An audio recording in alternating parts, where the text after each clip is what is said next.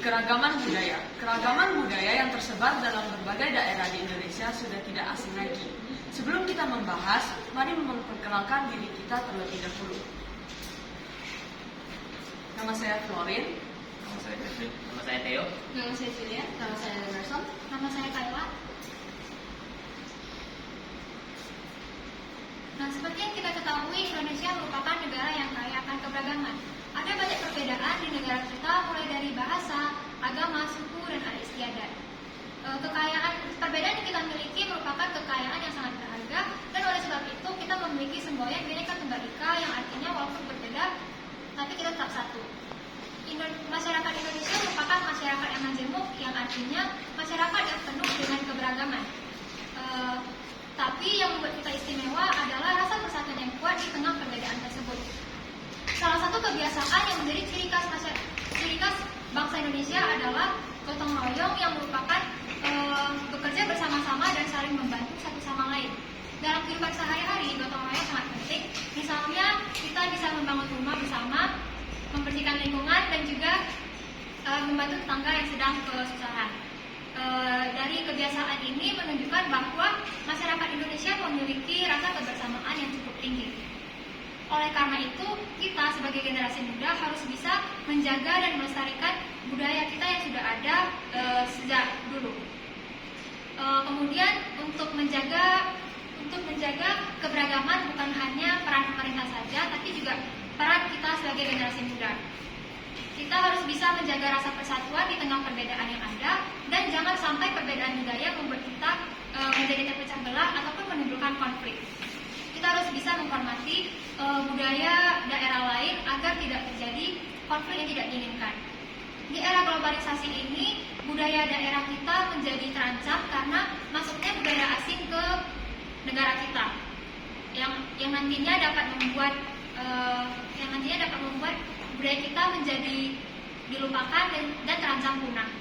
Oleh sebab itu, kita sebagai generasi muda tentunya perlu memiliki kesadaran untuk melestarikan budaya kita agar tetap lestari dan dapat diwariskan dari generasi ke generasi. Nah, jadi kebudayaan nasional. Kebudayaan nasional menurut tokoh William Henry Haviland dan juga tokoh lain seperti Isma Tarkawi merupakan sekumpulan dari peraturan dan norma yang dimiliki bersama oleh anggota hingga suatu perilaku yang layak untuk dipandang dan juga dapat diterima oleh seluruh anggota masyarakat. Jadi, dalam pasal 32 ayat 1 Undang-Undang Dasar Negara Republik Indonesia diamanatkan bahwa negara memajukan kebudayaan nasional Indonesia di tengah peradaban dunia dengan menjamin kebebasan dalam masyarakat dalam memelihara dan juga mengembangkan nilai-nilai budayanya. Jadi, untuk proses pengangkatan nilai budaya daerah menjadi budaya nasional itu harus mempertimbangkan suatu nilai moral. Jadi, contohnya ada bahasa Indonesia, yaitu bahasa sehari-hari, sistem musyawarah, sistem gotong royong, sikap toleransi, dan juga sistem tata krama. Jadi perlu kita ketahui ide dan adat yang mengatur semua ini yaitu berdasarkan sistem tata krama, perilaku manusia, dan juga sikap toleransi. Dan berdasarkan ajaran agama Buddha, kita juga diajarkan bahwa kita harus bersikap toleransi kepada sesama, seperti budaya maupun agama yang berbeda-beda. Oleh karena itu, perlu kita ketahui, kita wajib mengembangkan budaya tersebut dengan cara melestarikannya. Contohnya seperti tidak memandang rendah budaya atau agama orang lain yang berbeda-beda. Dengan ini, hal tersebut tidak akan memicu konflik. Nah, jadi jika tidak akan memicu konflik, maka akan menghasilkan nilai-nilai seperti nilai persatuan dan juga kehidupan sehari-hari yang damai. Nah, seperti yang kita ketahui, suku di Indonesia pasti memiliki banyak bahasa yang berbeda. Contohnya bahasa Aceh, bahasa Madura, dan lain-lain. Sedangkan dalam agama Buddhis, bahasa yang terdiri dalam agama Buddha itu bahasa Pali, Sanskerta Mandarin, bahasa Jawa, dan lain-lain. Selain bahasa, tentu juga memiliki rumah adat. Apa itu rumah adat? Rumah adat adalah bangunan khas yang digunakan dalam tempat tinggal ataupun untuk menyelenggarakan upacara adat seperti rumah cogok, rumah bolon, dan lainnya. Sedangkan rumah adat dalam agama Buddha yaitu vihara. Yang terakhir adalah upacara adat. Contoh upacara adat dalam Indonesia yaitu Rabu Olor dari Toraja, Ngaben dari Bali, dan lain sebagainya. Sedangkan dalam agama Buddha, upacara adatnya terdiri dari Waisak, Katina, Asada, Puja Namaskara, dan lain sebagainya.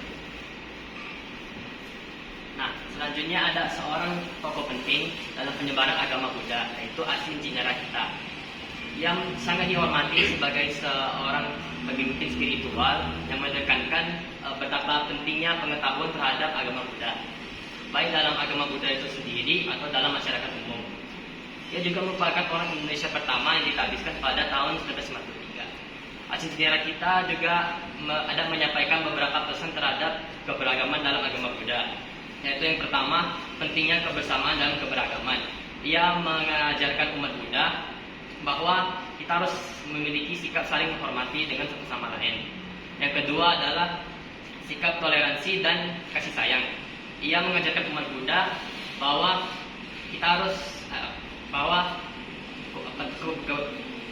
keberagaman adalah hal yang wajar dalam kehidupan.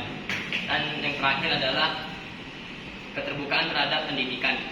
Dia mengajak umat Buddha bahwa kita tidak harus tertutup oleh tradisi di dalam agama Buddha itu sendiri, tapi harus memperluas pengetahuan terhadap keberagaman budaya yang berada di luar agama Buddha selama mengikuti jalur mencapai pencerahan dan kedamaian batin. Selanjutnya terdapat seorang tokoh bernama Bhikkhu Giri Rakito. Bhikkhu Giri Rakito dikenal sebagai seseorang yang memiliki dampak atau peran terhadap penyebaran agama Buddha. Dia dikenal karena sifatnya yang sangat ramah dan penuh kasih sayang, serta ajaran yang berfokus kepada kebijaksanaan dan pengembangan batin. Bhikkhu Giri Rakito meskipun dia tidak terkenal, tetapi dia ada menyampaikan beberapa pesan terhadap keberagaman dalam agama Buddha. Yaitu yang pertama, menghormati keberagaman dalam agama Buddha, karena dia percaya bahwa setiap aliran di agama Buddha memiliki tujuan yang sama, yaitu mencapai pencerahan. Yang kedua adalah toleransi dan sikap terbuka, dan yang terakhir adalah sikap saling membantu dalam mencapai pencerahan, walaupun setiap orang memiliki jalur yang berbeda.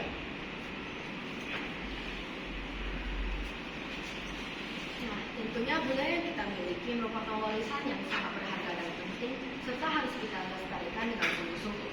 Di mana untuk menjaga kekayaan ini perlunya upaya aktif dari berbagai elemen masyarakat.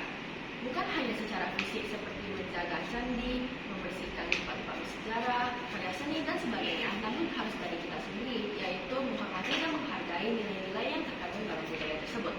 Seperti yang pertama yaitu menghargai keberagaman.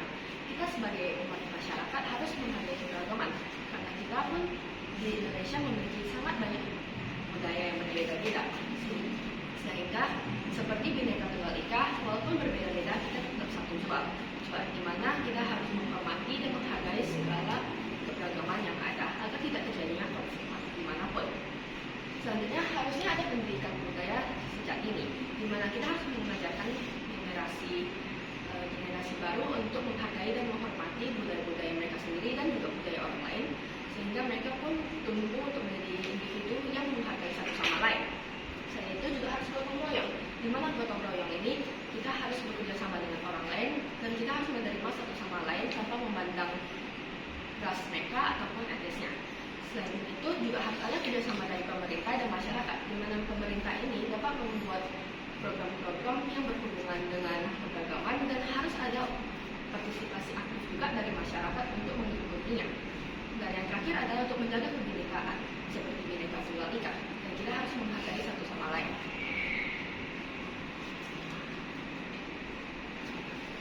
Nah, sudah sampai saja kita ke bagian kesimpulan. Jadi, kesimpulan yang dapat kami dapatkan dari presentasi pada hari ini adalah bahwa kebudayaan ini mencakup berbagai aspek seperti bahasa, nilai, adat, dan agama ataupun kepercayaan. Seperti contohnya pada negara Indonesia, kita terdiri dari 6 agama, yaitu agama Buddha, Islam, agama Konghucu, agama Kristen, agama Katolik, dan juga agama Hindu. Jadi dari setiap agama ini juga ada perbedaannya loh. Jadi contohnya pada agama Islam dan agama Hindu. Agama Islam memiliki kitab Al-Quran, sedangkan agama Hindu memiliki kitab Veda. Habis itu tempat ibadahnya untuk agama Islam adalah masjid, sedangkan pada agama Hindu ada pura.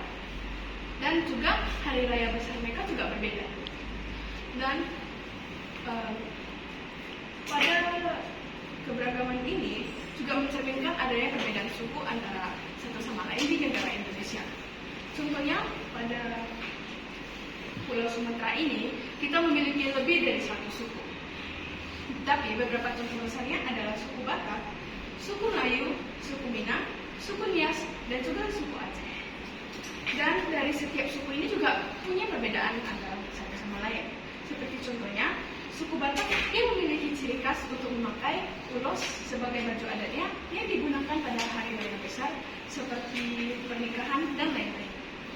Kemudian pada pasal 32 Undang-Undang Dasar 1945 itu juga menegaskan pentingnya memajukan budaya nasional sambil menghormati keberagaman. Oleh karena itu, melestarikan keberagaman ini sangatlah penting karena dapat membawa kita semua bersama dan satu. Kemudian ada saran-saran yang dapat kami berikan untuk kalian semua, yaitu yang pertama, kita itu harus menerapkan sikap saling menghormati dan menghargai agar tidak ada konflik yang terjadi. Yang kedua, pemerintah harus membantu dalam memperkuat regulasi dalam mendukung pelestarian budaya, seperti contohnya dilakukan lebih banyak acara-acara yang menyangkut budaya dan lain-lain. Yang ketiga, kita juga harus meningkatkan apresiasi terhadap budaya lokal. Kita jangan hanya tertarik dengan budaya luar, kita harus tertarik juga dengan tradisi-tradisi di dalam negara kita, suku-suku di dalam negara kita, dan kita juga perlu tertarik untuk mempelajarinya. Jadi, inilah daftar pustaka dari presentasi kami pada hari ini. Ada 3 link yang sudah kami cantumkan. Jadi itu saja dari presentasi kami pada hari ini. Sekian dari kami, terima kasih dan namo buddhaya.